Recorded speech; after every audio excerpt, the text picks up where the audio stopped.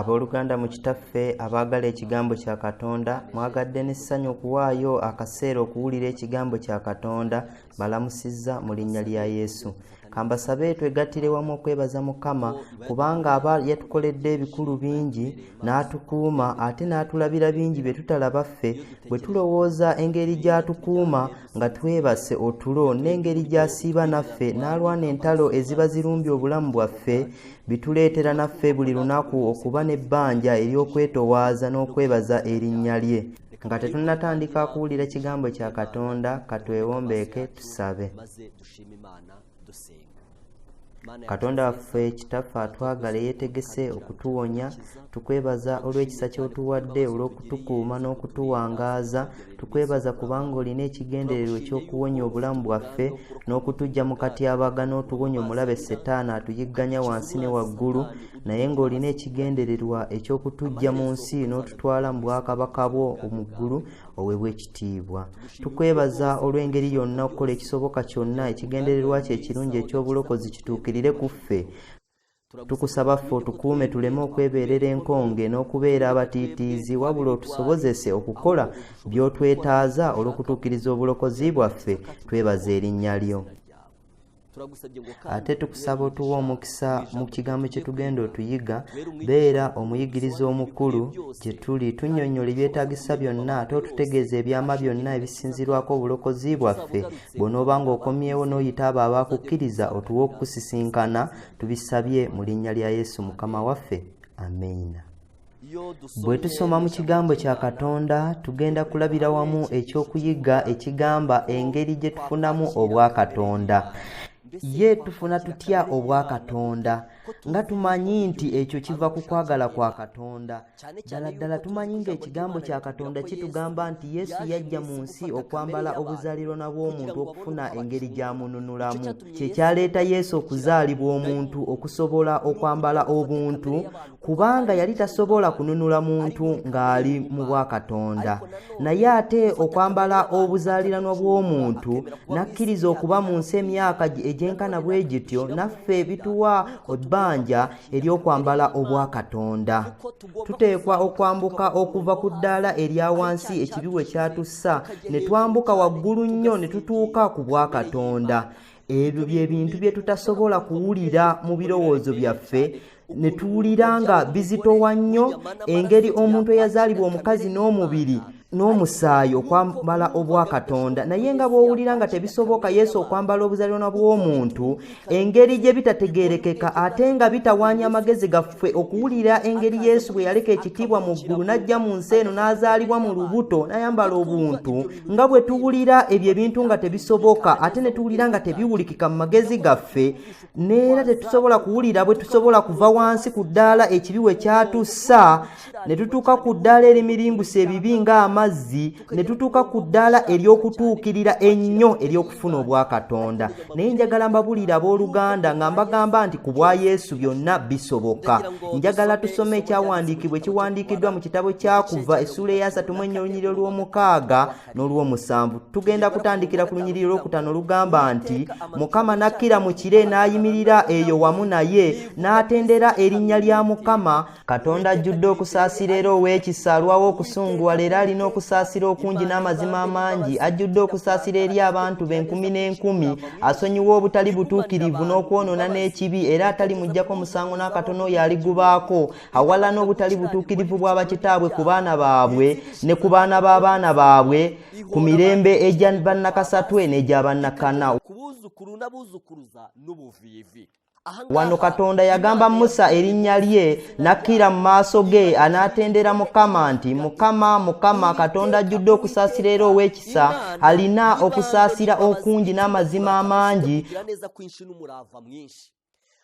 Wano mulimu erinnya lya Katonda. Ekintu ekisooka ekisangibwamu ye Katonda ow'ekisa ekitagambika, ye Katonda ow'okwagala okutalina kipimo, ye Katonda alwawo okusunguwala ku kigera ekya waggulu ennyo, Katonda asonyiwa obutali butuukirivu n'okwonoona n'ekibi. Ebyo bye bintu ebigattira wamu ekisa kya Katonda, obulungi, okwagala kwe. Ebyo bye bimu ku bwa Katonda obukwekeddwa mu linnya lye.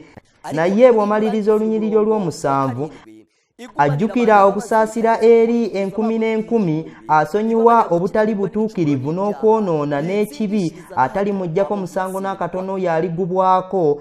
Erinnya lino lirimu ebintu ebikulu bibiri. Ekisooka liraga ekisa kya Katonda, ekyokubiri liraga obwenkanya bwa Katonda, obutasobola kugumiikiriza bikwatagana n'ekibi, obutasobola kukwata mwonoonyi ng'omutuukirivu, atali muggyako musango n'akatono yaligubaako. Njagala mbabuulira abooluganda ne bannyinaze ebintu bibiri byayawulibwa Katonda ku ddaala erya waggulu ennyo, naye mu ngeri y'okusitulibwa ne tutuuka ku ddaala erya Katonda, naffe ebyo ebintu bibiri Katonda ayagala kubiteeka mu ffe. Waliwo ekintu kimu kye tugenda okwanjuluza, naddala abangi tebakifaako nnyo, ekigambo obwenkanya bwa Katonda. Engeri Katonda gy'atayagalamu kibi n'obutakigumiikiriza kye kintu ekituweesa omukisa olwaleero. Katonda wa kisa, asonyiwa, alwawo okusunguwala, alina okusaasira okungi n'amazima amangi.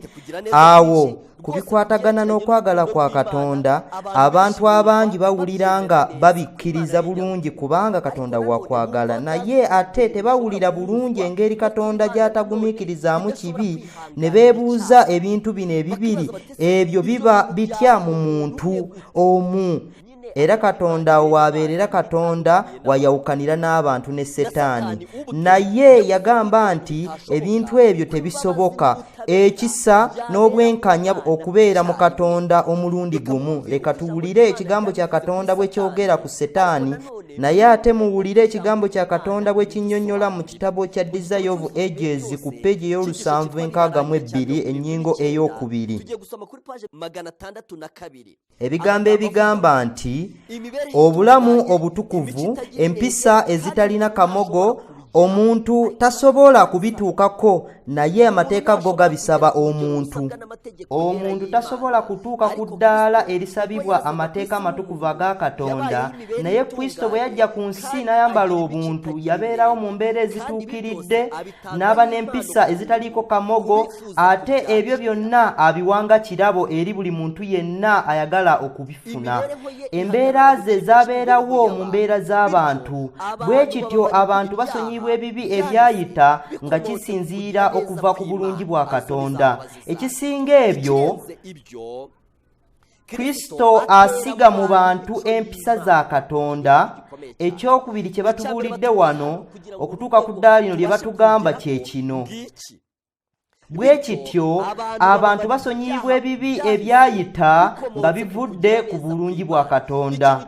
Ekintu ekisooka ekisobola okukolebwa kutuuka ku ddaala Katonda ly'atugamba okuyimirirawo ye, Kristo kwe kusonyiwa abantu ebibi bye baakola edda ng'akozesa ssaddaaka ye etaliiko kamogo. Mutege amatu mbeegayiridde.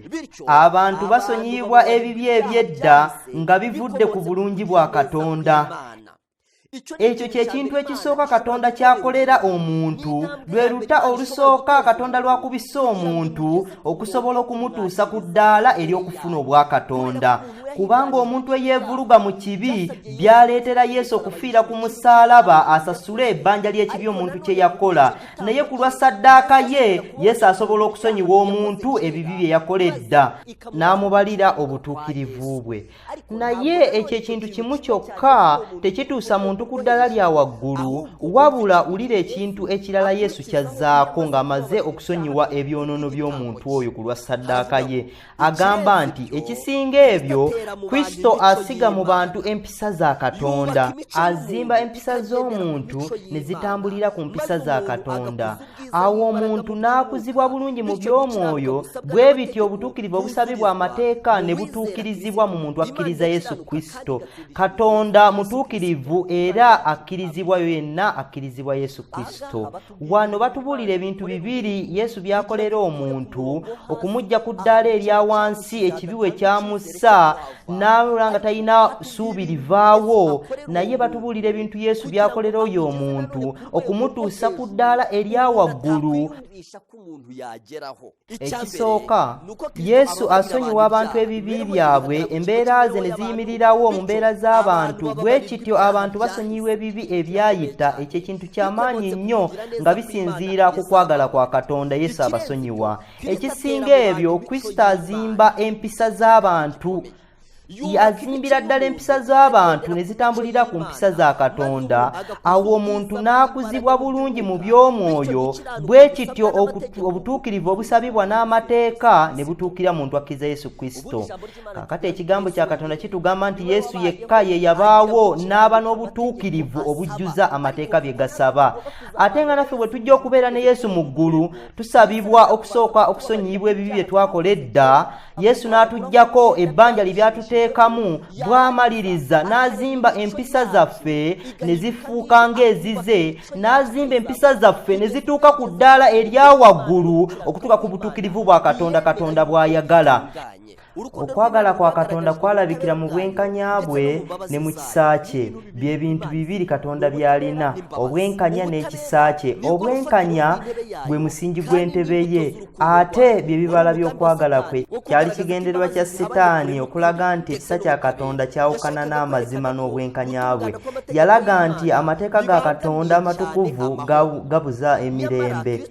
Oluvannyuma Kristo n'alaga nti ebyo byonna bissa kimu: obwenkanya n'okwagala kwa Katonda, amateeka n'okwagala kwa Katonda, kubanga ekimu tekisobola kubaawo ng'ekirala tekiriiwo.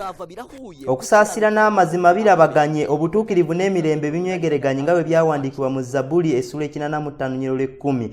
Mu bulamu bwe ne mu kufa kwe, Kristo yalaga nti obwenkanya bwa Katonda tebujjaawo kisa kye, naye ate ekibi kisobola okusonyiyibwa.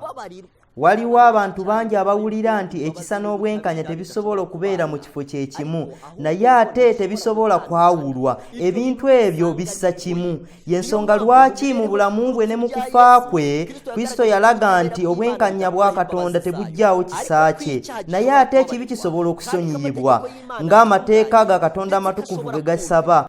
Okuwoza kwa Setaani kwagobebwa. Katonda yawa omuntu obujulirwa obujjuvu obw'okwagala kwe, ate n'amulaga engeri gy'akyawamu ekibi. Ebyo ebintu yabimulagira mu kufa kwa Yesu byombi.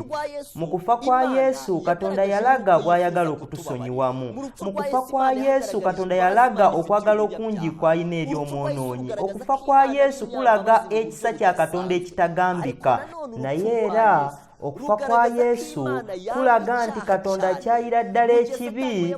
Mu kifo Setaani ye kye yayogerera mu kufa kwa Yesu nti ebyo tebisobola kulabika mu kiseera kye kimu, naye kulaga nti Katonda wa kiseera ayagala okusonyiwa aboonoonyi ng'akozesa okuwaayo omwana we, naye era biraga nti Katonda akyayira ddala ekibi ku ddaala erisabibwa okuwaayo omwana we, naye ekibi kikandulwewo. Katonda akyawa ekibi ku ddaala eriweesaayo omwana we okufa, naye ekibi kiveewo. Y'ensonga lwaki abooluganda ne bannyinaze Katonda ayagala naffe okutuwa obwa Katonda n'atuwa n'empisa ezo. Setaani yaleeta obulimba obulala ng'agamba nti obwenkanya bwa Katonda bujjawo ekisa kye, n'agamba nti okufa kwa Kristo kujjawo amateeka ga Katonda. Singa byali bisoboka amateeka okukyusibwa, amateeka aba ne gaggyibwawo, Kristo tebyandimwetaagisiza kufa, naye okujjawo amateeka ga Katonda kyalibadde ekibi kibeerawo emirembe gyonna. Awo ensi n'eryoka ebeera mu bufuge bwa Setaani, kubanga amateeka tegasobola kukyuka. Ate era omuntu yali asabibwa okukyusibwa ng'ayita mu mateeka bye gasaba. Byaleetera Yesu okufiira ku musaalaba. Ate engeri Kristo gye yakozesa mu kuteekawo amateeka, Setaani kye yateekawo ng'agamba nti kwe kugaggyawo. Ate awo wajja okuva olutalo ssematalo olusembayo olwa Setaani ne Yesu. Ebyo Setaani bye yateeka mu maaso ng'agamba nti amateeka ga Katonda gaggyibwawo, ago ge yateekawo ng'akozesezza eddoboozi lye, ate ng'agamba nti waliwo ennyingo ezimu ennyiriri ezaggyibwamu. Leka mbabule Yesu yakozesa okufa kwe ng'alaga nti akyayira ddala ekibi.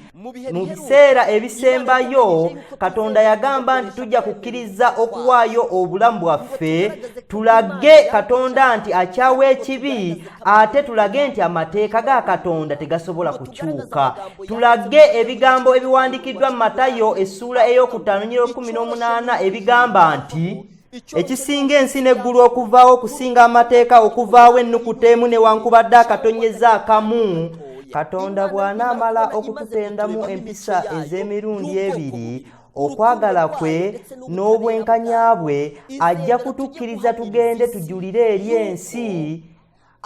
Mu kifo ky'okumenya amateeka ga Katonda, ffe tujja kukkiriza okufa. Yesu yakozesa okufa kwe okulaga nti Katonda akyayira ddala ekibi, ate n'akozesa okufa kwe okulaga nti obwenkanya bwa Katonda tebusobola kukyuka bukkirize ekibi ne bwe kiba kitono nnyo. Naffe Mukama ajja kukuza empisa zaffe mu by'obutuukirivu, atutuuse ku kigera mu kifo ky'okukola ekibi nga tusalawo okufa nga Yesu. Katonda olwaleero akyawa ekibi, ate nga obwo bwe bwa Katonda, ate nga obwo bwa Katonda ayagala okubuteeka mu ffe. Y'ensonga lwaki mu kyokuyiga kino kye tuli mu kuyiga, Katonda agamba nti Katonda asonyiwa obutali butuukirivu n'okwonoona kwonna, naye talimuggyako musango n'akatono oyo aligubaako. Asobola okusonyiwa, naye ekiseera ng'abantu bagaanye okusonyiyibwa, bagaane bajja kuzikirira, kubanga tasobola kugamba nti batuukirivu ate nga bagaana ekisa kye. Ekibi tekisobola kudda mu ggulu nti bikkirizibwe. Ate njagala mbabuulire nga Katonda bw'akyayira ddala ekibi ku ddaala ffe tasobola kulibiwuliramu. Ebyo Katonda by'ayagala okuzimba mu ffe, okutuwa omutima guli ogwabanga mu Kristo, omutima ogukyayira ddala ekibi nga ye bw'akikyawa. Njagala mbabuulire tusooke tuwulire engeri Katonda gy'akyawa ekibi, mbeegayirire tubitege amatu, kubanga ebyo ebintu bye bijja naffe okutuwa okukyewalira ddala. Tusooke tuwulire mu ngeri entuufu engeri Katonda gy'akyawamu ekibi ku ddaala erya waggulu ennyo. Bwe tusoma mu kitabo kya Desire of Ages ku kyokuyiga ekiyitibwa Kaluvaali ku peegi ey'olusanvu-enkaaga-mu-ebbiri, wawandiikiddwa nti kabaka ow'ekitiibwa yali kumpi okufa, ate nga ye mununuzi w'abatuula ku nsi. Mu kuwaayo obulamu bwe obw'omuwendo omungi, teyabikola ng'alina essanyu ery'obuwanguzi, wabula ng'ayina obuyinike n'ennaku. Ebyo tebyaleetebwa kutya kufa, tekwali kubonaabona n'ensonyi ez'omusaalaba ebyamuleetera ennaku ennyingi. Kristo yali yeetisse omugugu gw'abanakuwavu, naye obuyinike bwe yali alina bwaleetebwa ekibi. Yafuuka muzibe obutalaba, ate na kumanya nti omuntu eyeevuluga mu kibi yafuuka muzibe obutalaba bubi bwakyo. Kristo yalaba engeri ekibi gye kyeyesiba ku bantu abangi, n'alaba nti batono nnyo abeegomba okwawukana n'ekibi. Yali ng'amanyi nti singa abantu tebafuna buyambi okuva eri Katonda bajja kuzikirira bonna. Ate yalaba abantu abatabalika nga bafiira mu kibi, ate nga bayimiridde kumpi n'obuyambi obutenkanika obwa Katonda. Baganda bange ne bannyinaze, njagala mbabuulire kino ekintu kikulu nnyo ekiraga obwa Katonda, okugaana ekibi, okukyayira ddala ekibi ku ddaala erya waggulu, mu ngeri Katonda gy'atasobola kukkiriza mwonoonyi, wabula Katonda asobola okusonyiwa omwonoonyi obutali butuukirivu, ebibi bye n'okwonoona, naye tasobola kugumiikiriza mwonoonyi mu kiseera ng'agaanye obwa Katonda. N'atuuka ekiseera ensinga egenda okuzikirira nga yagaana obwa Katonda. Tewali kintu kirala Katonda kyasobola kumukolera okumulokola, kubanga Katonda tasobola kutwala kibi mu ggulu. Katonda akyawa ekibi ku ddaala erya waggulu. Ebyo ebigambo bye tusomye bibiraga nnyo. Ekiseera Yesu ng'alina ennaku ennyingi ku musaalaba, si miggo gye baamukuba, si mafumu ge baamufumita, si misumaali gye baamukomerera mu bigere ne mu mikono nti bye byamuleetera ennaku, naye kiki ekyaleetera Yesu ennaku etenkanika? Ebyo tebyamuleetera nnaku ya kufa, si kulumwa, si nnaku ya musaalaba, naye ekyamuleetera ennaku, Kristo yali mukulu w'abanakuwavu.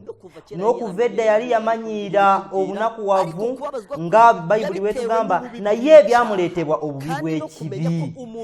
N'alaba engeri omuntu eyeevuluga mu kibi okutuuka nga takyawulira na nnaku yaakyo yadde okuwulira obubi bwakyo. Leka mbabuulire, Yesu amanyi ekibi gye kyatuusa omuntu, ate nga ffe tetumanyi nti ekibi gye kitutwala, kubanga tetumanyi nti bwe tukikola ebbanja lye kituteeka tukiteekamu nga tetumanyi bwe kituteekamu amabala agatasobola tuvaako. Ensonga lwaki tukizannyisa, ensonga lwaki omuntu asobola okukikola n'awulira nga talina kyabadde ate era ne yeebuuza kati mbadde ki bwe nkikoze.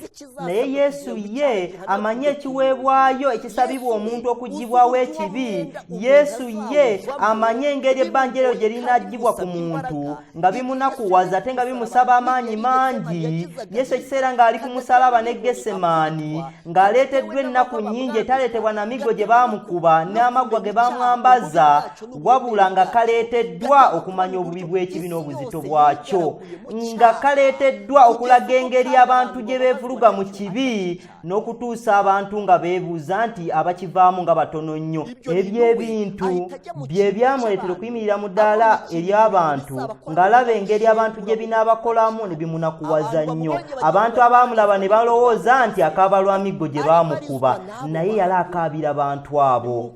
Nga bwe yalaba abantu nga bakaabira Laazaalo ne balaba nga naye akaaba ne balowooza nti akaabira Laazaalo nga nabo bwe bakaaba, naye amaaso ge gaali gayiseemu nga galaba engeri abantu gye bakaaba nga baagala ekibi ate nga kijja bazikiriza. Ate Yesu ye yalaba ebintu obulungi n'agenda mu ddala ly'abo abantu n'akaaba.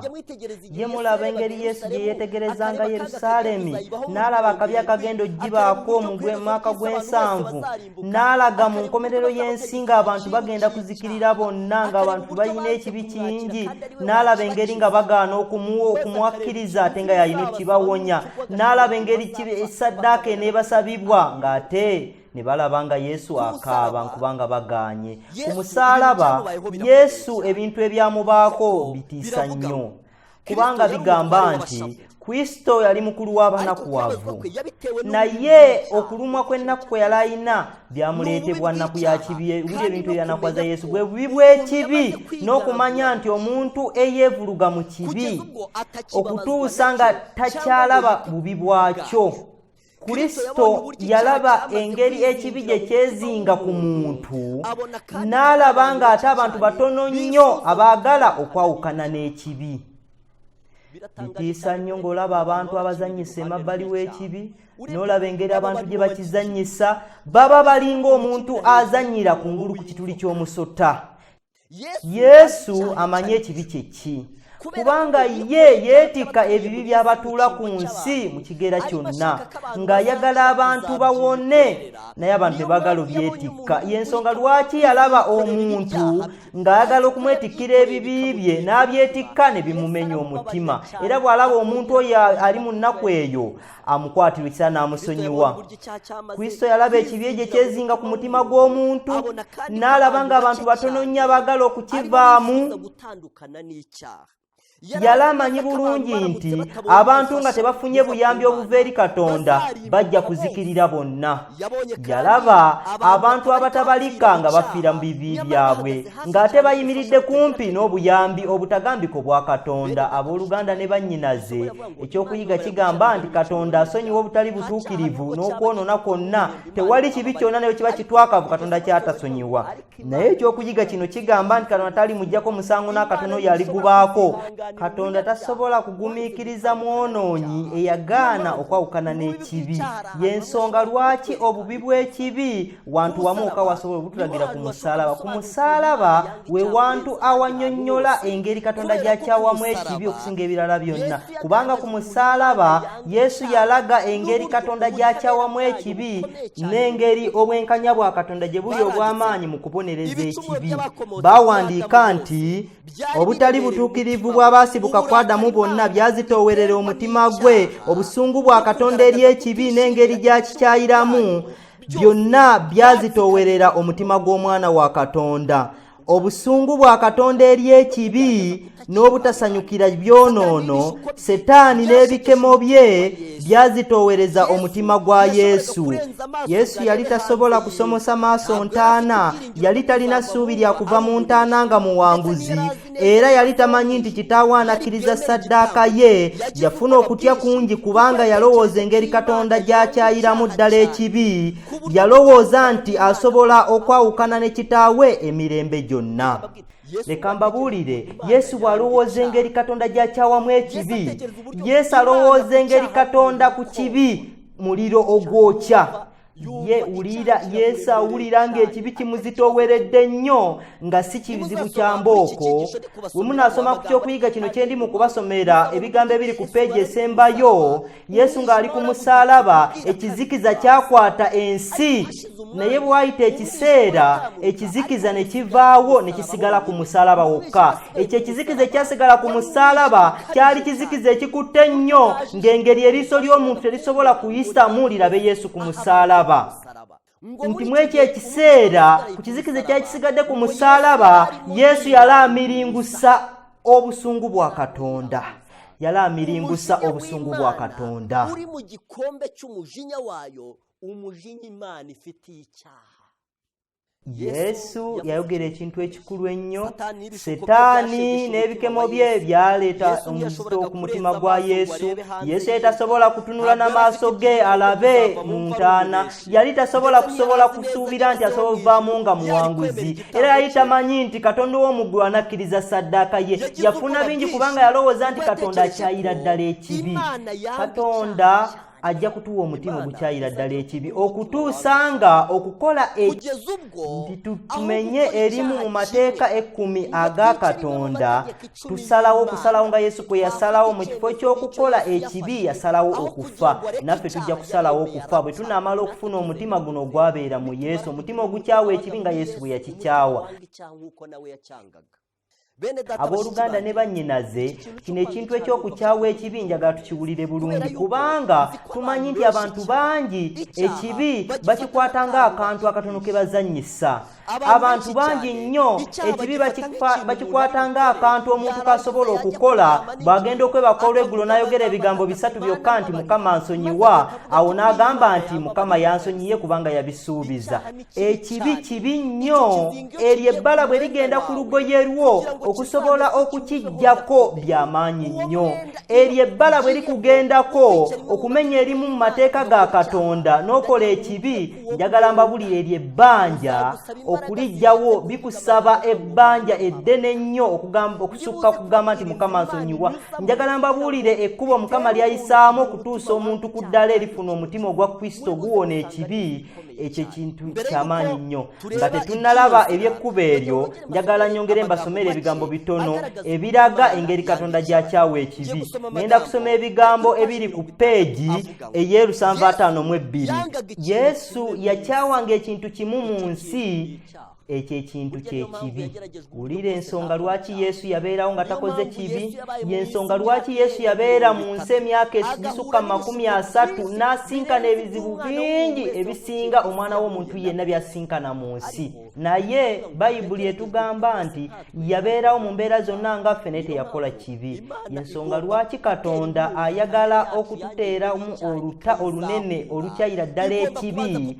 Ayagala okusooka okutusonyiwa ebyo bye twakola, bw'amaliza n'atuggyako ebbanja eryo lye twali tulina, bw'amaliriza n'agenda ku ddaala ery'okukyusa empisa zaffe ezaabula, Katonda n'azituusa ku ddaala erikyayira ddala ekibi. Ekigambo kya Katonda kitugamba nti Yesu yakyawanga ekintu kimu kyokka mu nsi, ekyo ekintu kyekibi. Teyasobola kulaba ekikolwa ekibi nga kikolebwa ne kitamuleetera nnaku. Leka mbabuulire, bwe kiba ng'ekibi kyakolebwa nga Yesu waali wokka nga si yakikola, kyamunakuwazanga mu mutima, kubanga yali amanyi ekiweebwayo ekisabibwa omuntu oyo akikola, yali amanyi engeri ebbanja eryo gye linaava ku muntu. Teyasobolanga kulaba muntu akikola bireme omunakuwaza. Teyasobola kulaba kikolwa kibi kireme muleetera ennaku nti oba asobola okuwulira bulungi wakati we n'abo abeeyita abatuukiriza amateeka nga be baagala okukolera ddala ekibi, naye nga baagaana omusana ogulaga Yesu, n'aba ng'ayagala okubalaga ekibi nga bwe kirabika. Kubanga embeera ze zakyawanga ekibi, yalwanyisibwa n'abeewaabwe awamu n'abeebweru. Okubeerawo kwe nga okukkiriza amateeka ga Katonda babeeranga babinyooma, nga banyooma obwa Katonda. ye tunaafuna ddi guno omutima. Mu Bafilipi essula 2:5 wawandiikiddwa nti mubeerenga n'omutima guli ogwali mu Mukama waffe. Njagala mbabuulire nga Yesu bwe yafuna obuzaaliranwa bw'abantu okusobola okubanunula, naffe bwe bitusabibwa abantu ffenna okufuna obwa Katonda tusobole okugenda mu ggulu. Tewali muntu n'omu ajja okugenda mu ggulu nga talina bwa Katonda. Omuntu alina okugenda mu ggulu ng'akyawa ekibi nga Katonda bw'akikyawa ku ddaala ery'okukikyawa kwe nga limutuusizza ku ddaala erigamba nti mu kifo ky'okukola ekibi kimu asalawo okufa. Ate ku nkomerero y'olugendo luno lw'Ekikristo lwe twatandika, kino kye kintu ekinaamaliriza olugendo lwaffe, kwe kusalawo okufa nga Yesu bwe yasalawo mu kifo ky'okumenya erimu mu mateeka ga Katonda. Ye muwulira ekintu kimu Yesu kye yasaawanga ku nsi. Yesu yakyawanga ekintu kimu ku nsi, ate ng'ekyo ekintu ky'ekibi. Teyasobola kulaba kikolwa kibi nga kikolebwa kireme okumuleetera ennaku. Wakati we n'abeeyitanga abatuukiriza amateeka nga be baagala okukolera ddala ekibi ne basalawo okukyagalira ddala, n'omusana gwe ogwaweesanga Katonda ekitiibwa n'abanga abiweesa ekitiibwa ebirala byonna, okwagala kwa Katonda kuba kulabikira mu ye, kubanga embeera ze zaakyawanga ekibi yalwanisibwa n'abeewaabwe awamu n'abeebweru, kubanga embeera zaakyawanga ekibi. Leka mbabuulire bikwasa nnyo ennaku, kubanga Yesu yakyawanga ekibi ku ddaala lino, ffe ne tuba nga tukyagala ku ddaala eriri ku Yesu kyayirangamu. Eddaala Yesu lye yakyayirangamu ekibi eri waggulu ennyo lye ddaala abatuula ku nsi lye bakyagaliramu okusinga Yesu nga bwe yakikyawanga. Ate abo abantu be baagala obeera ne Katonda. Leka mbabuulire, okusobola okubeera ne Katonda basabibwa ekintu kimu, kwe kusooka okufa ne walabika omuntu omupya, ne walabika omuntu akyawa ekibi, ne walabika omuntu atasobola n'okukisemberera. Katonda atwagaliza ekintu ekikulu ennyo. Katonda ajja tukubisa oluta olusobola okukitutuusaako. Ku lwa ssaddaaka ya Yesu Kristo atusonyiwa ebyo bye twakola bw'amaliriza, n'atandika omulimo gw'okukyusa obuzaaliranwa bwaffe obwayonoonebwa ekibi, ekibi ne kiba nga kyatutuulako, n'atutuusa ku ddaala erikyayira ddala ekibi. Ye muwulira mu Katonda yewabaamu ekisa ekingi ekitagambika. Muwulira ebintu bye tasobola kuwulira nti tebisoboka. Katonda asobola okubisobozesa omuntu nganze, omuntu nga ggwe. Abooluganda, Katonda agamba nti ffe twagala ekibi. Olunaku luno tubimanyi nti abantu baba mu madiini nga babeeramu olw'okwekweka nga baagala ekibi. Engoye ze bambala abantu ne babalaba nga bagambala babatuukirivu bannange, kubanga ate nga baagala ekibi. Abafalisaayo baatukanga mu lukuŋŋaana, abantu ne bakyuka ne bafuwa amakondeere ne babikka ne bakwekera ddala ekibi. Okwo kwe kwagala ekibi. Omuntu yenna ayagala ekibi tajja kubeera ne Katonda ng'akyakyagala ku ddaala erya waggulu. Ekigambo kya Katonda kitugamba nti twagala ekibi, ate tetusobola kugenda mu ggulu nga tukyagala. Leka mbasomere ebigambo ebiraga nga bwe tuli mu kitabo eky'essuubi eritaggwaawo ku ppeegi ey'ebisatu 27. Omutima ogutanabonerera mwe muli ebirowoozo by'okwagala ekibi n'empisa ey'okusanyukira. Omutima ogutakyukidde ddala gwonna. Wulira, tebagambye muntu ali mu ddiini. Eddiini kubanga abantu gye bakozesa okwekwekamu nga bakola ekibi. Omutima ogutakyukidde ddala, mu kitabo ekirala bagamba gwe mutima ogutazaaliddwa mulundi gwa kubiri. Muba mulimu okwagala ekibi ate ne guba nga gukinoonyeza engeri gye gukikola, naye omutima ogukyuse gukyawe ekibi ne guba nga gwagala n'okiwangula. Ye mu abo abantu ababiri tuli mu sayidi ki? Tuli mu mutima ogutanazaalibwa mulundi gwa kubiri ogukyawa ekibi ku ddaala erikyagala nga Yesu bwe yakikyawanga ne guba nga gukyagala okukikola, oba tuli mu bantu abalina omutima ogwakyuka ogukyayira ddala ekibi nga gwagala n'okiwangula? Leka tubyebuuze. kubanga ekigambo kya Katonda kikulu nnyo ate era bye kyogera ge mazima nga bwe tukyosoma mu bigambo ebirala bagamba nti Setaani akuŋŋaanyiza amagye ge gonna era naye amazeeyo amaanyi ge gonna agatadde mu ddwaniro. Lwaki tafunye kuwakanyizibwa kungi? Lwaki abalwanyi ba Kristo beebase era nga tebeefiirayo? Lwa nsonga enkolagana yaabwe ne Kristo ntono nnyo ddala era baavu mu mwoyo wa Kristo, tebaakyawanga kibi nga Mukama waabwe. Lwaki tetunafuna kukyawa kibi nga Mukama waffe? Tebakyekyawukanirako ddala, tebaafuna kuwakanya kibi nga Mukama waabwe. Yesu yalwanyanga ekibi okutuusa mu kufa kwe. Teyakola kibi ne bwe kiba kimu bwe kiti. Tewali kwonoona kwamulabikako wadde obulimba bwonna mu kamwa ke. Lyeryo eddaala yakyayirangamu ekibi, ate ng'eddaala Katonda naffe lyayagala okututuusaako. Katonda asobola okukola ebyo ebintu. Yebyo ebintu Katonda abikola atya? Ye butya Katonda bw'atujja ku ddaala erya wansi ekibi bwe kyatussa n'atwambusa n'atutuusa ku ddaala erikyayira ddala ekibi okutuusa nga bwe twagala okukiwangula. Ye butya Katonda bw'atwambusa okutujja ku ddaala erya wansi otutuusa ku ddaala erikyawa ekibi okutuusa ne tukikyawa nga Mukama waffe bw'akikyawa. Yebyo ebintu Mukama abikola atya? Ye butya bwe tunaawangula ekibi nga Mukama waffe bwe yakiwangula. Ye butya Katonda bw'anaatujja ku ddaala erya wansi n'atutuusa ku ddaala erikirwanyisa nga Mukama waffe bwe yakirwanyisa n'akiwangula. Katonda yatubuulira ebigambo ebiwandiikiddwa mu Lubereberye Essula ey'okusatu nnyina olw'e15, ebigambo ebikulu ennyo. Olubereberye Essula 3 nnyina olw'e15 waliwo ebigambo ebigamba nti nange obulabe naabuteekanga wakati wo n'omukazi era ne wakati wo ezzadde lyo n'ezzadde ly'omukazi. Ezzadde ly'omukazi linaakubetenta omutwe naawe n'olibetenta akasinziiro. Ebyo ebigambo byogera ku bunabbi obwali bulina okufuluma nga Yesu yayimiriddewo omukazi nga ne Setaani yaliwo mu kifo ky'omusota, nga wayina okubeerawo okwawukana wakati wa Setaani ne Yesu, wakati w'abalwanyi ba Setaani n'abalwanyi ba Kristo. Wano ebigambo bino bigamba nti ebigambo bino obulabe n'abuteekanga wakati wo n'omukazi kwe kwawukana ku kibi. Bw'osoma mu Ssuubi eritaggwaawo ku ky'okuyiga ekigamba nti obulabe wakati w'omuntu ne Setaani, bwe bulabe wakati w'omuntu n'ekibi. Olubereberye Essula ey'okusatu nnyina olw'e15 wagamba nti njateekanga obulabe wakati wo n'omukazi. Katonda yasobola okuteekawo obulabe obwo obw'okutuleetera okukyayira ddala ekibi, ate Katonda mu kuluteekawo akozesa ekkubo ery'okutuyisaamu nga tujja mu kibi. Bwe tusoma obubaka bwa Yesu nga bwe wawandiikibwa Matayo Essula ey'okutaano nnyiriri olw'okuna waliwo ebigambo eby'omuwendo ebigamba nti Katonda agenda kutunnyonnyola tusobole okulaba kubo Katonda lyatuyisaamu okutukyayisa ekibi okutuusa ku ddaala liri erya waggulu ennyo mu kifo ky'okukola ekibi nga tusalawo okufa. Mu bubaka obulungi obwawandiikibwa Matayo Essula ey'okutaano nnyina olw'okuna wawandiikiddwa nti balina omukisa abali mu nnaku kubanga abo balisanyusibwa. Ngenda kubasomera okunnyonnyolwa kw'ebigambo bino muwulire ekkubo Katonda lyayisaamu okuteeka obulabe wakati waffe n'ekibi. Balina omukisa abali mu nnaku kubanga abo balisanyusibwa.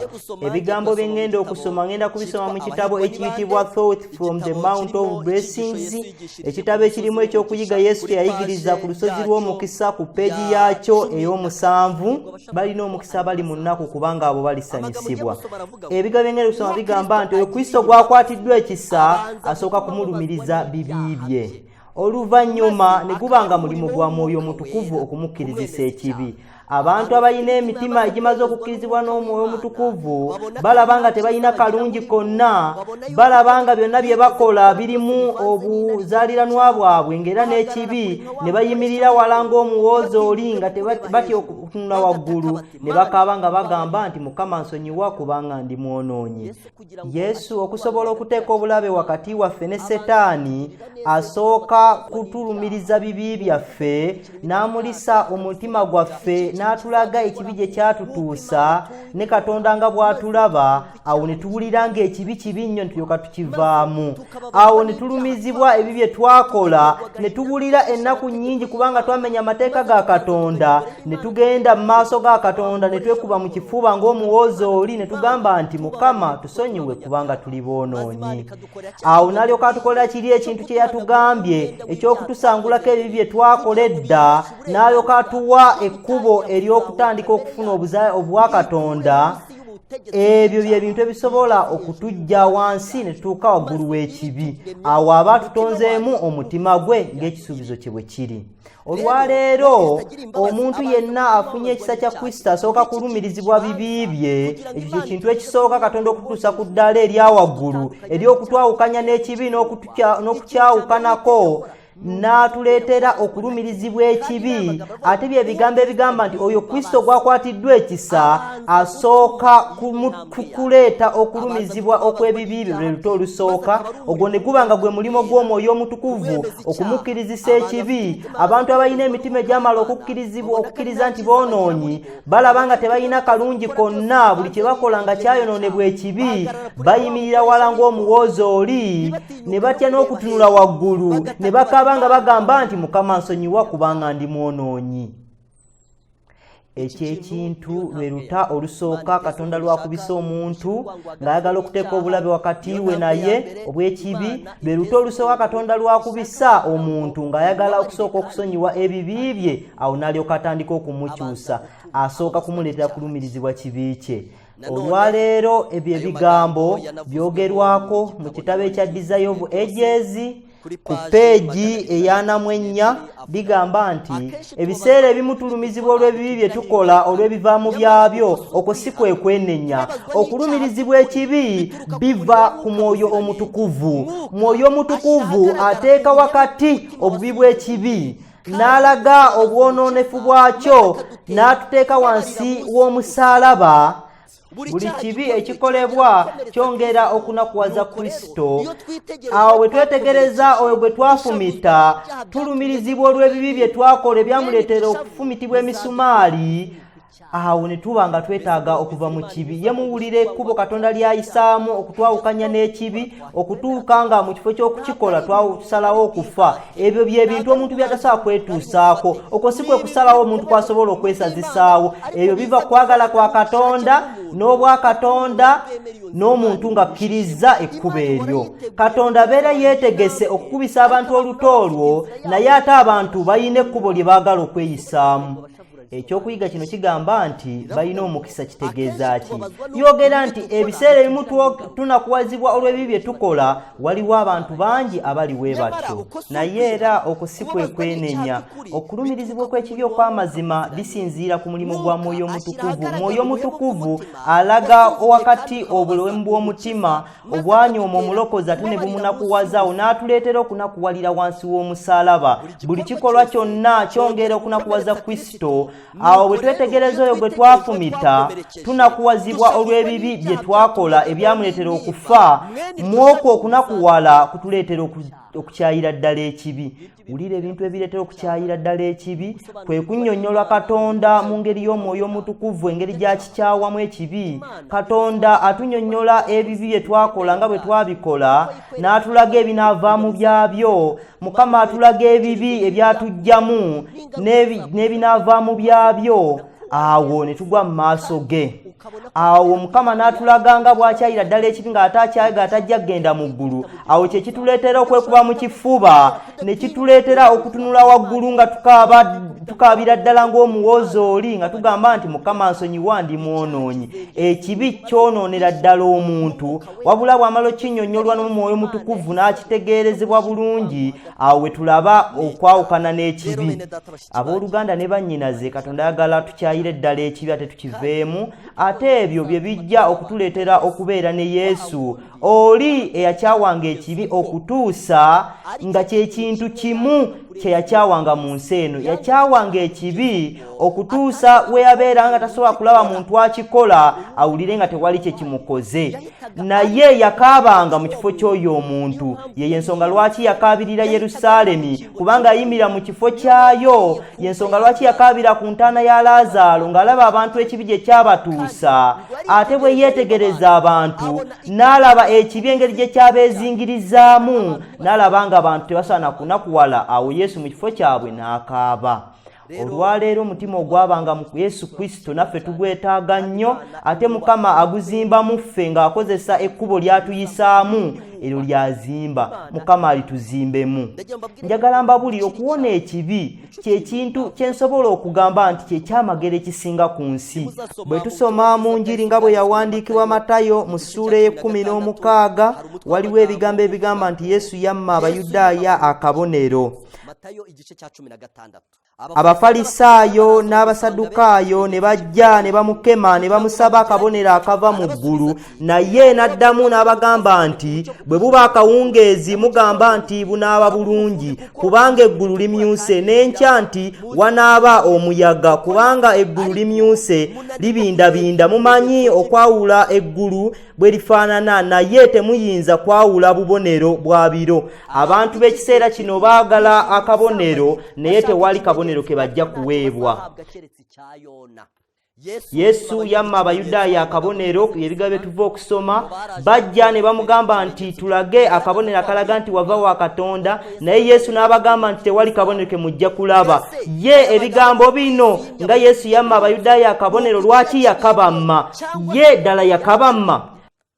Leka twebuuze, ye akabonero yakabamma obanga yakabamma lwaki yakabamma? Leka tuwulire ekigambo kya Katonda bwe kyogera mu kitabo ekiyitibwa Desire of Ages ku kyokuyiga ekya44 akabonero akannamaddala wawandiikiddwa nti obubaka obulungi bwe bwogerwa mu kiseera kyaffe, waliwo bangi aboogera ng'Abayudaaya nti tulage akabonero tukolere ekyamagero.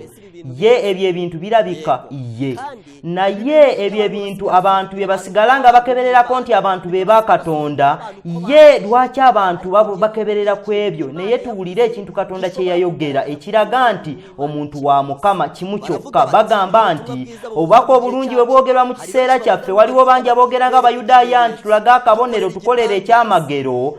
Yesu tewali kyamagero kye yabakolera Abafalisaayo nga bwe babimusaba. Tewali kyamagero kye yakolera mu ddungu Sitaani bwe yamukema. Tewali tatuwa maanyi tusobole okweraga nti tuli bantu batuukirivu oba addemu okusaba kwaffe okusinziira ku malala gaffe n'okwegulumiza. Oluvannyuma obubaka obulungi bwe bulaga akabonero akava mu ggulu. Wulira ebigambo bye njagala. Ye tekiibe kyamagero nga tukutudde enjegere za Setaani. Ekiseera kye bamugamba nti tulaga akabonero, baali bamugamba nti zibula omuzibe tulabe, ne bamugamba nti imusa omulema tulabe. Naye Yesu yali amanyi nti ekyo kye baagala okulaba kyamagero kya layisi nnyo, kubanga Yesu yali amanyi nti ekyo kya layisi nnyo kye kyamuleetera okwogera ekyamagero ekyamazima. Ye tekiibe kyamagero nga tukutudde enjegere za Setaani. Okukyayira ddala omulabe Setaani si bya bulijjo mu mutima gw'omuntu. Wabula abantu baagala ekibi ate ne bakinoonyeza n'okukiwolereza. Y'ensonga lwaki Katonda agamba nti nja kuteeka obulabe wakati wo n'omukazi. Okukyawa Setaani si bya bulijjo mu mutima gw'omuntu, tubiweebwa olw'ekisa kya Katonda. Okukyawa Setaani tubiweebwa olw'ekisa kya Katonda. Bw'osangibwa ng'okulemberwa ebirowoozo ebikyamu ate omuntu n'akutula enjegere za Setaani n'asaba obuyambi obuva mu ggulu, ekyamagero kirabika.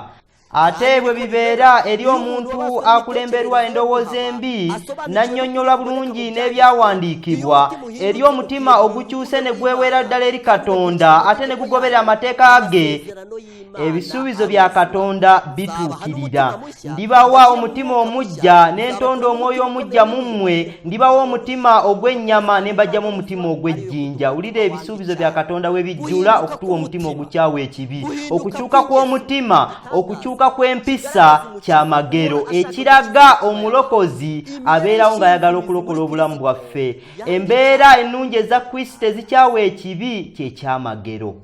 Leka mbabuulire, okukyuka kw'omutima, okukyuka kw'empisa mu ggulu kye kiyitibwa ekyamagero. Mu kiseera nga mu nsi kye bayita ekyamagero kwe kulaba omulema ng'atambula, naye ekyaleeta Yesu obutafaayo ku ekyo ekyamagero yali amanyi nti omulema ajja situka atawunzike ng'azikiridde. Naye Yesu ayagala okukolera ekyamagero abo bonna abamuli mu maaso ge, eky'okubaleetera okuwangula ekibi n'okukikyawa, eky'okutuukiriza endagaano eno mu mutima gwabwe, okubawa omutima ogukyayira ddala ekibi.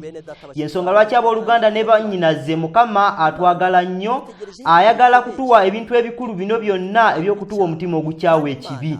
Ate Mukama omulimo gwe ayagala okugwekolera, okujjako nga ffe twefuukidde enkonge eri omulimo gwe. Naye Mukama ye yeetegese ebyetaagisa byonna yabiteekawo, ebyo ebyetaagisa byonna ye ssaddaaka ya Kristo. Ebyo ebyetaagisa ye Yesu omulimo gwatukolera mu ggulu. Ebyo bye bijja okutuleetera okuwangula ekibi n'okukivaako. Mu kitabo ky'essuubi eritaggwaawo ku peegi 325, kaakano oyo yenna alabika ng'akyawa ekibi kyokka ng'abadde mukwano gwakyo, oyo yenna awakanya era n'awangula okuyaayaana okwo okuli mu mutima, alabikiramu etteeka mu oyo abeera azaaliddwa omulundi ogwokubiri, nga tazaaliddwa nsigo evunda wabula etavunda. Oyo omuntu Katonda abaamutuukirizaamu endagaano ye, abaamuwadde omutima ogwali mu Kristo Yesu. Oyo omuntu aba afunye obwa Katonda ng'ajja kumutuusa mu ggulu. Oyo omuntu aba yakoze ekyo Yesu kye yakola eky'okufuna obuntu, n'anoonyamu engeri gy'abanunulamu, naye aba afunye obwa Katonda alabike engeri gy'agendamu mu ggulu. Oyo omuntu yenna atakyawa kibi wabula nga mu kifo kyakyo akirwanyisa, aba alaga nti emisingi gy'eggulu giri mu ye. Aba alaga nti omutima ogwali mu Kristo guli mu ye. Aba alaga nti endagaano yatuukirizibwa mu ye, era ndibamansirako amazzi amalungi, era muliba balongoofu mu mpitambi yammwe yonna ne mu bifaananyi byammwe byonna. Era nditeeka omwoyo gwange munda mu mmwe, ne mutambulira mu mateeka gange, era ne mukwata emisango gyange ne mugikola. Ye abooluganda ne bannyinaze, Mukama mu lugendo lwaffe luno tuba tutuuseewa mu kukola omulimu guno mu mitima gyaffe. Ye tutuuseewa. Njagala mbabuulire nti bwe tulaba mu Bayibuli tulaba ebitulaga. Ye musoma mu kitabo kya Danyeri mu ssuula ey'okusatu, mulabe eby'abasajja bano abasatu abaakyawanga ekibi okutuusa lwe baasalawo okukikyawa nga Yesu bw'akikyawa. Abasajja bano abasatu baali bantu nga ffe. Ng'osobola okugamba nti Yesu mwana wa Katonda era yava mu ggulu. Leka mbabuulire abasajja bano abasatu mu kisenyi ky'edduula abali mu Danyeri essuula ey'okusatu. Bwe tusoma ku lunyiriro lw'16 n'olw'17 waliwo ebigambo ebigamba nti Saddulaaki, Misaaki ne Abedunego ne baddamu ne bagamba kabaka nti Nebukadduneeza tekitugwanira kuddamu ekigambo ekyo. Bwe kinaaba bwe kityo Katonda waffe gwe tuweereza ayinza okutuwonya mu kikomye ekyaka n'omuliro, era anaatuwonya mu mukono gwo ayi kabaka. Naye bwe kitaabe bwe kityo tegeera ayi kabaka nga tetugenda kuweereza bakatonda abo Nebukadduneeza okusinza ekifaananyi kya zaabu kye wayimiriza. Ye wulira abavubuka bano bwe baakyawanga ekibi, muwulira engeri mu kifo ky'okukikola baasalawo okufa ne bagamba nti ne bw'ataatuwonye tetujja kusinza kifaananyi ekyo, naye tujja kukkiriza tufe. Mujja kusoma mu lubereberye essuula eya 39 olunyiriro lw'omusanvu n'olw'omwenda, muka Potifa bwe yali ng'ayagala okukozesa Yusufu obwenzi. Yusufu n'addamu nti kale nnyinza ntya okwonoona n'okusobya ku Katonda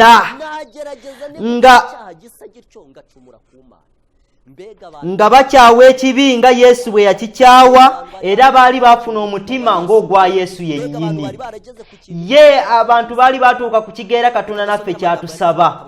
Leka mbasomere ekigambo ebiri mu kitabo kya Prophets and Kings ku kyokuyiga ekiri ku peegi ey'e507. Kabaka yalagira okuleeta abantu mu maaso ge ne bayimirira n'ababuuza ng'agamba nti mu butuufu temujja kuweereza bakatonda bange n'ekifaananyi kya ffeeza kye nayimiriza. Yasobola okubatiisatiisa basobole okwegattira wamu n'abalala okusinza ekifaananyi kye yayimiriza. Yabalaga ekikoomi ekyaka n'omuliro ne bajjukiza kibonerezo ekibalindiridde bwe banaagenda mu maaso okugaana okukola by'ayagala. Naye bo baanywera ne bagamba nti batya Katonda waabwe ow'omu ggulu ate nga bakkiriza obuyinza bwe obuwonya. Abantu bonna baali bannyonnyolwa ekikolwa kino eky'okuvunnamira kabaka nga kyekikolwa nti eky'okuvunnamira kabaka, naye Katonda w'abano bo bamuwa ekitiibwa ne batakivunnamira. Okutiisatiisa kwa kabaka kwafiira bwereere. Kabaka yali nga tasobola kuwugula bavubuka ku kutya Katonda omufuzi w'eggulu n'ensi. Okuva ku byafaayo by'abajjajjaabwe baali nga bamanyi nti okunyooma Katonda kuzaala okujoogebwa, ebibonyoobonyo awamu n'okufa.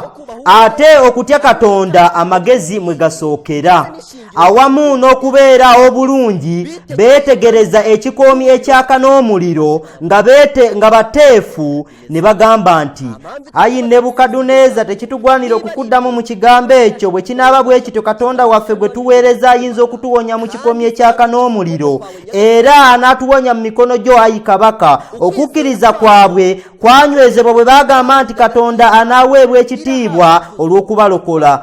Olw'essuubi ery'obuwanguzi eriva ku kwesiga Mukama, ne bongerako na kino nti naye ne bwe kitaabe bwe kityo, tetegeera ayi kabaka nga tetugenda kuweereza bakatonda bo n'okusinza ekifaananyi kya ffeeza ky'ekya ssaabu kye wakola. Y'ensonga lwaki mbegayirira abooluganda tusobole okwegayirira Mukama, tumubuulire engeri ekibi gye kyatutuusa, tumubuulire ne wekitutuusizza, tumubuulire n'ekirala ekizibu kye tulina eky'obuzito bw'ekibi, tumubuulire bwe tutasobola kuwulira buzito bwakyo. Y'ensonga lwaki tuzanyira ku mabbali gaakyo, ate nga y'ensonga lwaki kituleetera okukikola. Ne tuyogera ebigambo bisatu olw'eggulu ne tugamba nti Mukama tusonyiwe, ne tuwulira nti atusonyiye. Abooluganda ne bannyinaze mbasaba twegayirire Mukama atusoboze okutukubisa oluta luno olw'okukyayira ddala ekibi, okutegeera obulabe obuli wakati w'ekibi ne Yesu. Naffe tuyina okulwanagana nakyo mu biseera eby'enkomerero nga bwe tusemberera ebyafaayo by'ensi. Mukama ajja kuba atutonzemu omutima omujja ng'ajjuzza omulimo gwe mu mitima gyaffe. Leka mbabuulire, Mukama ali ku mulimu. Y'ensonga lwaki akutte empewo ennya ez'ensi okusobola okukyusa abantu batuuke ku ddaala erijjudde erya ddala ery'okuyimirirawo omulimu gwa Mukama. Omulimo gwa Mukama gukolebwa mu mitima gy'abantu ate guli mu kumalirizibwa. Ate naffe tujayimirira mu kisenyi ky'edduula tulage nti twagala Mukama okusinga ebintu byonna, tusobole okulaga abantu nti tetuzannyisa kibi. Ne bwe kibanga kituleetera emirembe, ne bwe kibanga kituleetera obuwangaazi, tubeere mu nsi nga tukyayira ddala ekibi. Ate Mukama ayagala okututeekamu omutima ogwo. Ye biki ebinaabaawo ku nkomerero y'ensi Mukama ng'amalirizza omulimo guno mu mitima gyaffe? Ngenda kusoma ebigambo ebiwandiikiddwa ku peegi 512 ebintu ebigenda okubaawo. Waliwo ebyokuyiga bingi bye tuyigira ku bavubuka Abaebbulaniya mu kisenyi ky'edduula mu kiseera kyaffe. Yadde abantu baliba tebalina kibi kye bakoze, bangi mu baddu ba Katonda bajja kuweebwayo mu mikono gy'abantu abajjudde ettima n'obutemu nga tebaddiini, nga bakozesebwa ne Setaani olw'okuswazibwa n'okubakola obubi. Mu ngeri ey'enjawulo obusungu bw'abantu bujja kusitukira ku batuukiriza etteeka lya Ssabbiiti ey'okuna. Oluvannyuma ku nsi bajja kuyisa etteeka eribasaanyiza okufa. Ekiseera ekyakabi ekiri mu maaso ng'abantu ba Katonda bajja kuba okukkiriza okutajjulukuka. Abaana balina okukakasa nti basinza Katonda yekka, ate nga tewali kintu kyonna eky'omuwendo gye bali yadde obulamu bwabwe bo nga tebisobola kubatwala mu kusinza okutali kwa mazima. Eri omutima ogutawemukira Katonda, amateeka g'aboonoonya ate nga balina we bakoma galisaanuuka mu maaso ga Katonda omulamu. Amazima gajja kuwulirwa, yadde okugawulirwa bijja kuleeta okusibwa, okuwaŋŋanguka oba okufa, nga bwe byali mu kiseera kya Saddulaaki, Mesaki ne Abedunego, bwe kityo bwe kigenda okuba ne mu kiseera ky'enkomerero. Mukama ajja kubaako ky'abakolera abayimirirawo okulwanirira amazima. Eyatambulanga n'abavubuka abasatu Abaebbulaniya mu kikomi ky'omuliro ajja kubeera n'abagoberezi be we banaabeeranga wonna. Okubeerawo kwe kujja kubawa emirembe ate kubawa amaanyi. Mu kiseera ekyakabi akatabangawo kasookedde eggwanga libaawo, abo Katonda be yeeroboza bajja kuyimirira nga tebanyeenyezeka. Setaani n'amagye ge ag'ekibi gonna tebasobola kuzikiriza omunafu owasembayo mu batukuvu ba Kristo. Bamalayika abasinga amaanyi bajja kubakuuma. Ate Mukama alibalabikira nga ye Katonda asinga bakatonda abalala, nga yasobola okuwonya abakkiriza. Yensonga tugenda kutuuka mu kiseera eky'ekisenyi ky'edduula tujja kuba tutuuse ku ddaala ery'okuwangula ekibi. Yesu omulimo guno ajja kuba agutuusiza ku nkomerero, kubanga Mukama ayina okukola omulimo guno mu mitima gy'abantu, okukyawa ekibi mu mitima gy'abantu. Yo gwe omulimu gutuuka ku nkomerero. Nange ngenda kumaliriza ekyokuyiga, naye njagala kwogera ebintu ebyokwekwatamu n'engeri gye tunaayimiriramu nga tuwangula ekibi mu ffe. Ngenda kusoma ebigambo ebibiri ku peegi ey'762 mu kitabo kya Desire of Ages. Awo nabadde nabiseewo naye ngenda kwongera nsomewo ebigambo ebigamba nti ebyo Sitaani byakulembeza kwe kugamba nti amateeka ga Katonda ge yateekawo okuyita mu ddoboozi lye nti tegategeerekeka. Ekyo Sitaani kyakulembeza. Ate nga waliwo ennyingo ezimu ezaggyibwamu. Obwo bwe bulimba bwa Setaani obusembayo bwajja okukozesa ku nsi. Teyeetaaga kunenya mateeka gonna, kubanga singa aleeta abantu mu kweyisa ku nnyingo emu ng'aba atuuse ku kigendererwa, kubanga omuntu yenna akwata amateeka gonna bw'amenyako erimu aba amagamenye gonna. Byawandiikibwa mu Yakobo essuula ey'okubiri 10. Abantu bwe bakkiriza okumenya etteeka erimu baba beetadde mu bufuge bwa Setaani. Setaani ajja kugezaako okukulembera ensi ng'akozesa okuwaanyisa amateeka ga Katonda n'ayigiriza ag'abantu. Ekino ekikolwa kyayogerwako mu bunnabbi nti kubikwatagana n'amaanyi agawakanya agawandiikiddwa nti era alyogera ebigambo ebiri eri oyo ali waggulu ennyo, era aliteganya abatukuvu b'oyo ali waggulu ennyo, era alirowooza okuwaanyisibwa amateeka n'ebiseera, era biriweebwayo mu mikono gye biwandiikiddwa mu Danyeri 7:25. Ekyamazima abantu bajja kuteekawo amateeka gaabwe mu kifo ky'amateeka ga Katonda. Bajja kuwaliriza abantu okugatuukiriza, ate olw'okwagala ennyo okuteekawo amateeka gaabwe bajja kuyigganya bannaabwe nga bwe byali mu kisenyi ky'edduula. Olutalo olulwanyisa amateeka ga Katonda luli olwatandikira mu ggulu. Buli muntu yenna aligezesebwa eri obuwulize oba obutali buwulize. Okwo kwe kusalawo okwa bonna abatuula mu nsi. Buli muntu yenna ajja kusalawo wakati w'amateeka ga Katonda n'amateeka g'abantu.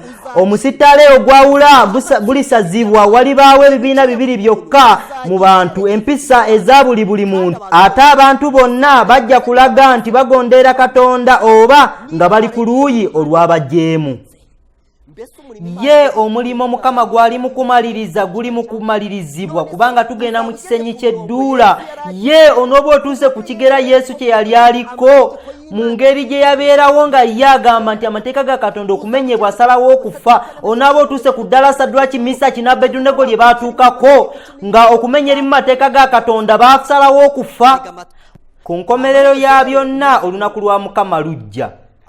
Amateeka ga Katonda gagenda kuggyibwawo. Abantu bajja kukakibwa okumenya amateeka ga Katonda. Si mateeka gonna wabula ku tteeka eryokuna kwe kuli ekibuuzo. Naye nga bwe binaabeera bwe bityo, Mukama ajja kulaba oluuyi oluyimiridde obulungi. Ku nkomerero, enkomerero ejja kujja. Mukama ajja kulaga nti amateeka ge matukuvu, ate ajja kulokola abantu be. Katonda waffe aweebwe ekitiibwa. Setaani awamu n'abantu babalemera mu bujeemu bajja kuggyibwawo. Ekibi n'aboonoonyi bijja kuggwawo. Tewajja sigalawo kikolo yadde ettabi. Setaani nga gwe mulandira ng'abagoberezi be ge matabi. Malaki essula 4:1 bagamba nti kubanga laba olunaku lwa Mukama lujja lwokya ng'ekikoomi, n'abo bonna abakola obubi baliba bisasiro. Obutalekerawo ddala kikolo nga ye Setaani n'abagoberezi be nga ge matabi. Ebyalagulibwa ku mulangira w'ekizikiza bijja kutuukirira nga bye bino nti kubanga osimbye omutima gwo ng'omutima gwa Katonda, laba kyendiva nkuleetako bannaggwanga ab'entiisa ab'omu mawanga, kale balisowola ebitala byabwe okulwanyisa obulungi bw'amagezi go, era abalyonoona okumasamasaako balikussa mu bunnya, era olifanga abo bwe bafa abattirwa mu mutima gw'ennyanja. Ezekyeri essula 28:6 tuka kule 19 ne Zabuli 31 olunyiriro lwe 10. bene data bashiki ba Abooluganda ne bannyinaze, njagala mbabuulire, Mukama atuleetedde ebintu ebikulu, ate Mukama nga watuleetedde ebintu bino, Mukama ali mutukolera ebintu ebikulu mu mitima gyaffe. Ateeka obulabe wakati waffe n'ekibi. Mukama ali mukola ebintu ebikulu mu mitima gyaffe, ng'atuleetera okukyayira ddala ekibi n'okukivaamu, ate ng'atuleetera ddala okukisiibulira ddala. Ate Mukama ayagala okunoonya emitima gyaffe gyabulwa n'ekibi, ate atutuuse ku ddala erikikyayira ddala. Mukama ali mu kuteeka obutukirivu bwa Yesu mu mitima gyaffe, ng'atuwagulira omutima ogwali mu Kristo Yesu. Njagala tumalirize nga tusoma ekyawandiikibwa ekiri mu Ezekyeri essula 36 olunyiriro lwa 25 okutuuka ku lwa 27. Era ndibamansirako amazzi amalungi, era muliba balongoofu, ndibalongoosa mu mpitambi yammwe yonna ne mu bifaananyi byammwe byonna, era ndibawa n'omutima omujja, ne nteeka omwoyo omujja munda mu mmwe, era ndiggya omutima ogw'ejjinja mu mubiri gwammwe, ne mbawa omutima ogw'ennyama, era nditeeka omwoyo gwange munda mu mmwe, mutambulirenga mu mateeka gange. Owooluganda ne mwannyinaze, nkwagaliza okutuukirizibwamu ekisuubizo kino. Mukama lye yawandiisa mu kigambo kye mu kitabo kya nnabbi Ezekyeri. Njagala nkubuulire nti Mukama ali ku mulimu. Yesu gwe yabuulira abantu nti taata akola nange nkola. Mukama ali mu kumaliriza omulimu guno mu mitima gyaffe, tusobole okutuukirira nga kitaffe ow'omu ggulu bw'ali omutukuvu. Mukama akuwe omukisa, ate akuwe okulowooza ennyo ku kirowoozo kino eky'olugendo luno.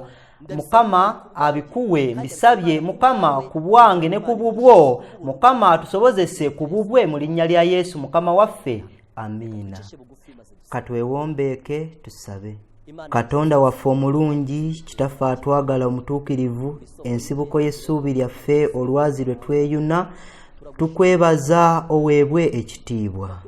Tusanyuse nnyo olw'okutuwangaaza n'otayagala tuve mu mubiri guno, kubanga bwe walowooza nti olw'ekyo tusobola okuzikirira, n'otwongera ennaku ez'obulamu oweebwe ekitiibwa. Tukwebaza olw'ekyokuyiga kino, tukusaba okukituwandiika ku mpagi y'emitima gyaffe, emitima gyaffe ogisitule ogituuse ku kigera ky'oyagala, tusobole okuyimirira nga tukakasa nti otukoledde ebyamagero mu mitima gyaffe. Tubeere nga tukkiriza nti watukyusa, ate nga obukakafu bwaffe bulabika. Twebaze erinnya lyo. Kale owe omukisa omuntu yenna yagoberedde ekigambo kyo, tubisabye mu linnya lya Yesu Mukama waffe. Amiina.